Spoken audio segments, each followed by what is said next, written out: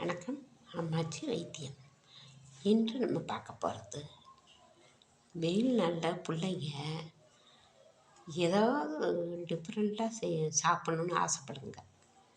அதனால் வீட்டில் இருந்துக்கிட்டே அம்மா போட்டு நச்சிருக்குங்க. அதனால் ஒரு புது விதமான நெய் சாதம் செய்வது எப்படி அப்படிங்கிறத பார்ப்போம். நாங்கள் அதற்கு முன்னாடி நீங்கள் லைக் பண்ணுங்கள், ஷேர் பண்ணுங்கள், சப்ஸ்கிரைப் பண்ணுங்கள். வாங்க வீடியோக்குள்ளே போகலாமா? நெய் சாதம் எல்லா அம்மாவுமே போட்டு கிளறி நெய் ஊற்றி மிளகுத்தூள் போடுவாங்க. இல்லைனாக்கா நெய் ஊற்றி பருப்பு போட்டு தருவாங்க. இப்படிலாம் பண்ணியிருக்காங்க. ஆனால் நம்ம டிஃப்ரெண்ட்டாக என்ன பண்ணுறோம், நெய் சாதம் நம்ம அதை ரெடி பண்ண போகிறோம். எப்படின்னா, ஒரு குக்கர் எடுத்து வச்சுக்கோங்க.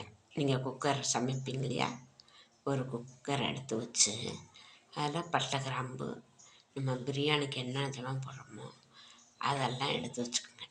வச்சுட்டு 3 கரண்டி நெய், 3 கரண்டி தேங்காய் போட்டு நல்லா வச்சுக்கோங்க. எண்ணெயை ஊற்றி காய விடுங்க. அதில் பட்டை, கிராம்பு, ஏலக்காய், ஜாதிபத்திரி எல்லாமே போட்டு பிரியாணி ஜாமான் என்ன இருக்கோ அத்தனையும் போட்டு நல்லா வணக்குங்க. வணக்கின பிறகு பச்சை மிளகாய் ஒரு 5, பூண்டு ஒரு 10 பல்,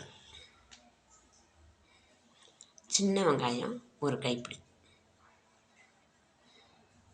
போட்டு நல்லா வணக்குங்க. புதினா, கருவேப்பிலை, கொத்தமல்லி எல்லாம் போட்டு நல்லா வணக்கிடணும். வணக்கிட்டு பிறகு நம்ம தயிர் ஒரு கப்பு ஊற்றிக்கோங்க. ஒரு கப்பு தயிர்.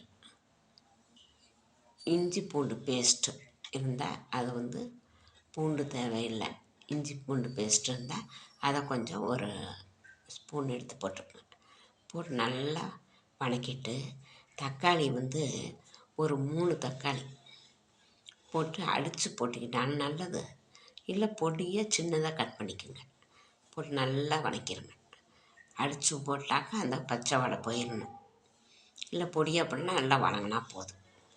போட்டு நல்லா வணங்கினோன்னா திருப்பி நம்ம என்ன பண்ணுறோம், தேவைக்கேற்ப உப்பு போட்டுக்கணும். போட்டு அரிசி ஒன்றுனாக்கா ஒவ்வொரு அரிசி 3 வைப்பாங்க தண்ணி, ஒவ்வொருத்தங்க 2 வைப்பாங்க. அது அவங்க வைக்கிற பதத்தை பொறுத்து.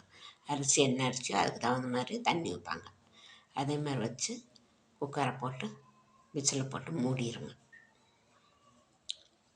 விசில் வந்தவுடனே எடுத்து பார்த்தா சாப்பாடு செம சூப்பராக இருக்கும், அருமையாக இருக்கும். இது அப்படியே பிரியாணி மாரியே வாசம் வரும். பிள்ளைங்க நல்லா விரும்பி சாப்பிடுங்க. இதில் காரம் ஜாஸ்தி இருக்காது. அதனால் குழந்தைங்க எல்லாமே விரும்பி சாப்பிடும். செய்து பார்க்குறீங்களா? பாருங்கள். நன்றி, வணக்கம்.